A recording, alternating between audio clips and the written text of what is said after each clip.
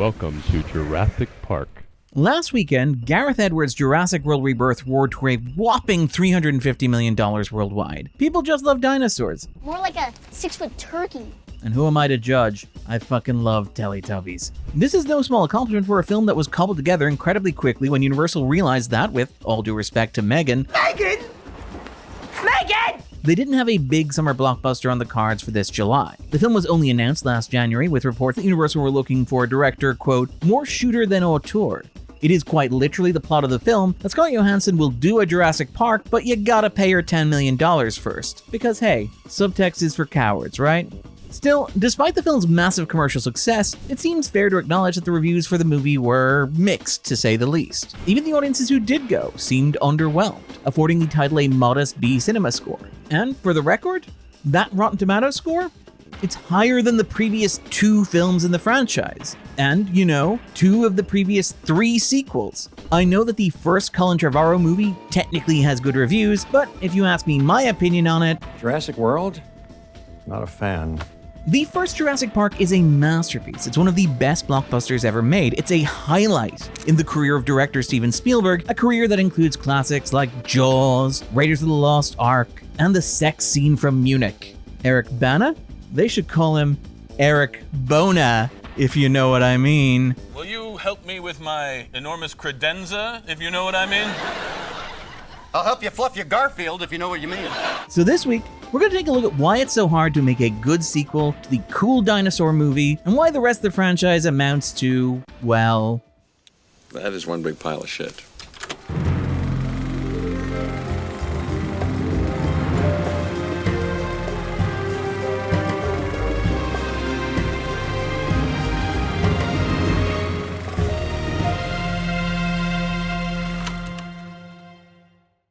So, Austin, what'd you think of the opening credits? Very shagadelic, baby, yeah! Having said that, I do have some thoughts. Quick question. What is the best special effect in Jurassic Park? Is it this? Or this? Or even this? No? It's this.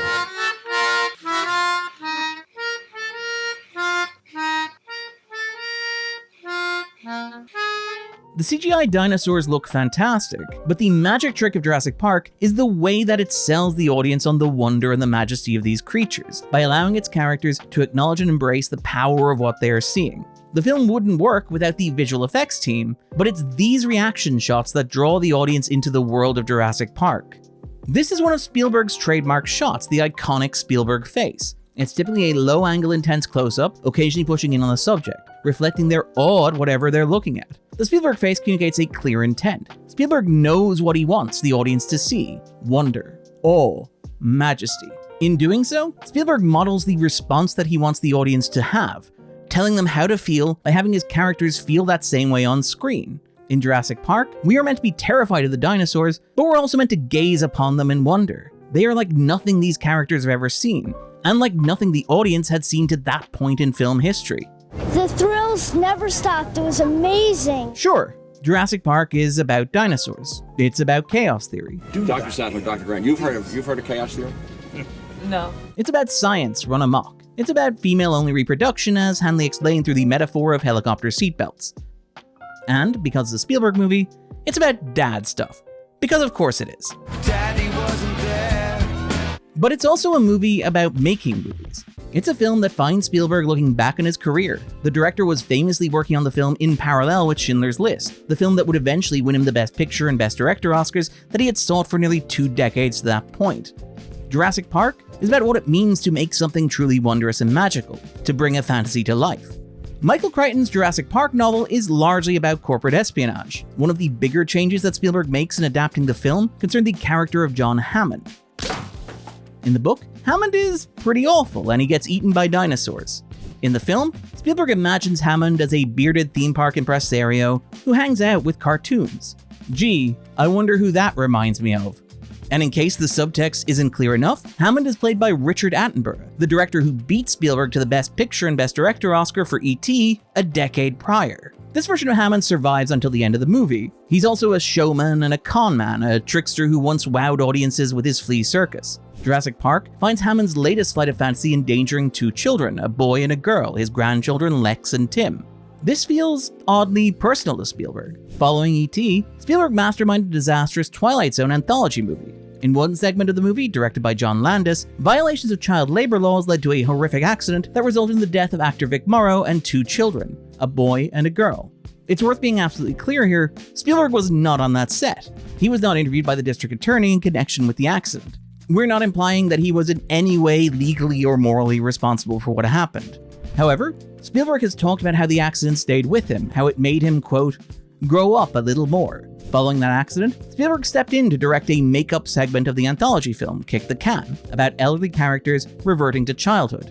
He then flew to England with George Lucas to work on Indiana Jones and the Temple of Doom, a totally chill, totally normal movie that is very explicitly about the torture and exploitation of children. It's hard not to see that theme in Jurassic Park, a movie about a kindly, bearded old entertainer whose efforts to bring his dreams to life end up placing two children in mortal danger. Jurassic Park is a movie about cool killer dinosaurs, but it's also a reflection on the cost of entertainment, the price of wonder, awe, and majesty. It's the kind of movie that only a director like Steven Spielberg, the most powerful director in the world at that moment in time with 2 decades of experience under his belt, could have made about making movies. Jurassic Park, the dinosaurs are on the loose again. Now Grant's armed to the teeth and Malcolm's loaded with weapons. They chase down a Gallimimus in the capture cruiser. Got him! But the giant electronic Utah Raptor surprises them. It's happening again, only at Jurassic Park. The big issue with the Jurassic Park sequels is that they simply don't have anything half as interesting to say about these themes that were so central to the first movie. Instead, the sequels are a messy grab bag of half-cooked ideas. There's the empty nostalgia porn that we've come to expect from modern franchises.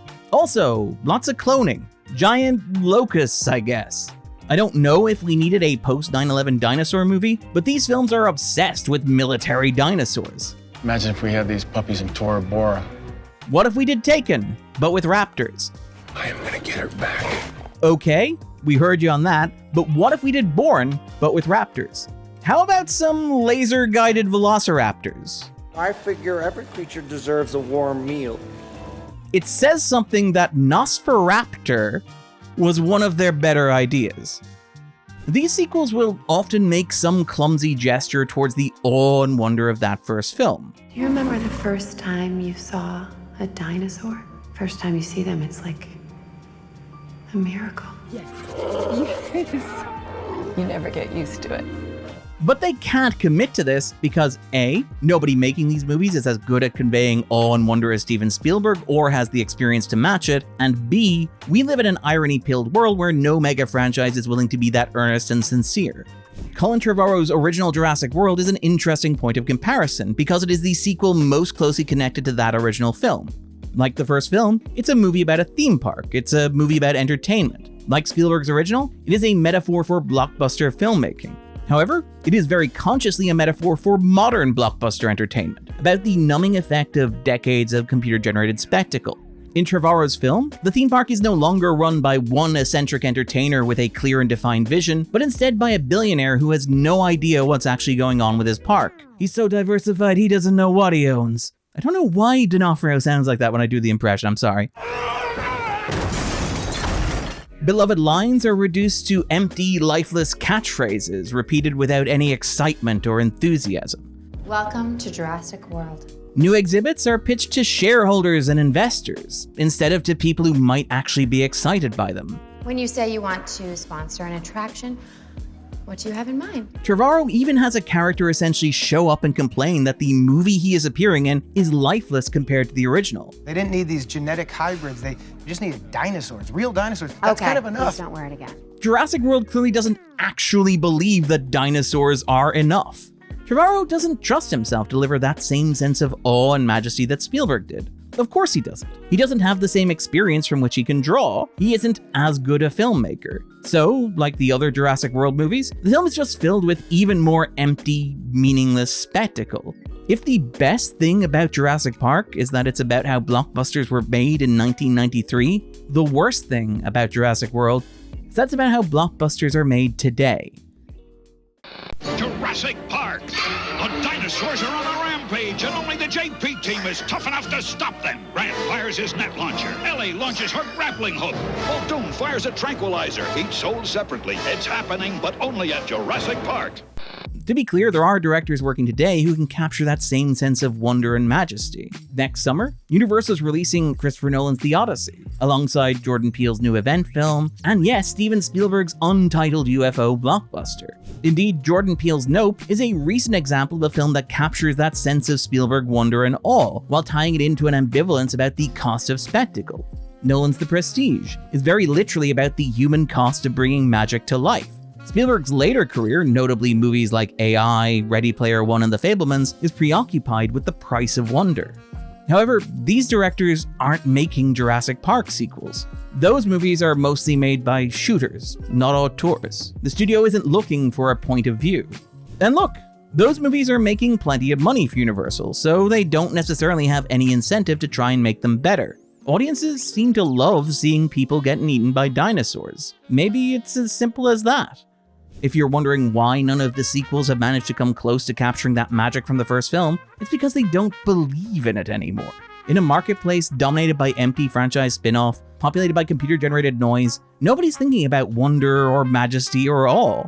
Any personality is stripped from these franchise films by focus group meetings, test screenings, and shareholder notes. Whenever Poochie's not on screen, all the other characters should be asking, "Where's Poochie?" In this modern franchise landscape, the kind of blockbuster typified by Jurassic Park is almost extinct, and so we're left with movies like Jurassic World Rebirth. It stinks. I've been Darren Mooney. This was The Backdrop. Dodson! We've got Dodson here! Nobody cares. Now, I talked a lot about Steven Spielberg in the episode, but I didn't really talk about The Lost World, the first sequel in the franchise, and the only sequel directed by Spielberg himself. While that movie wasn't especially well received, I do have a huge soft spot for it because it feels like Spielberg being properly nasty. It's a deeply unpleasant and mean-spirited blockbuster that feels like Spielberg commenting on this trend, with Hammond usurped by his drink-swilling and money-minded nephew, who's eager to franchise Jurassic Park at the first opportunity, as Vince Vaughn declares, "Noble was last year, this year I'm getting paid." Plus, it just looks better than the sequels that followed, features one of the best cuts in cinema history, and it's fun to look back at the brief 90s window where, between Jurassic Park, Independence Day, and The Lost World, Jeff Goldblum was our Vin Diesel. Yeah.